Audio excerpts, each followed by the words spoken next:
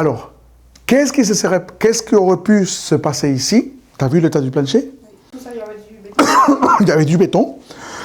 Et il y avait en plus, il y avait une baignoire en fonte que quand elle se remplissait, c'est l'équivalent d'1 mètre cube d'eau. On rajoutait sur ces 2 malheureux chevrons, plus ça, 1 tonne de poids. Quand la personne qui habitait ici se faisait un bain. Ou 1 tonne, un peu moins d'1 tonne, parce que ça prend moins d'1 mètre cube. 500, 600 kilos, c'est déjà énorme.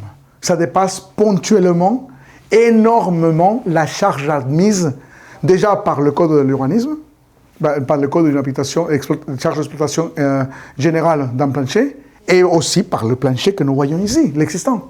Donc c'est pour ça qu'il y a eu flexion, et ici on ne le voit pas trop, mais on va changer des pièces tout à l'heure, et de l'autre côté on le voit, le plancher, mais il plonge. Tu mets une bille, elle s'en va toute seule.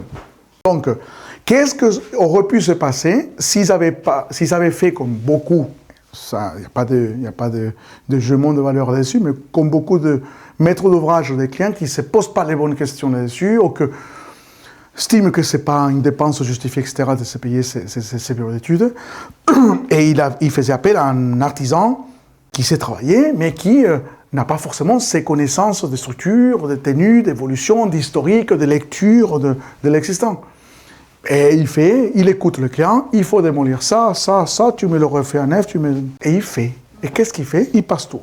Et le gros problème ici, aujourd'hui, nous n'avons pas de problème, parce que nous avons fait le nécessaire. Si nous avons alourdi davantage, ou n'est pas tenu compte de l'état actuel des structures porteuses de l'existant, en réhabilitation, on aurait pu affecter une poutre primaire, c'est-à-dire que c'est une poutre qui traverse la totalité du bâtiment et qui participe à une chose, le b.a.-ba de la tenue structurelle d'un bâtiment s'appelle le contreventement.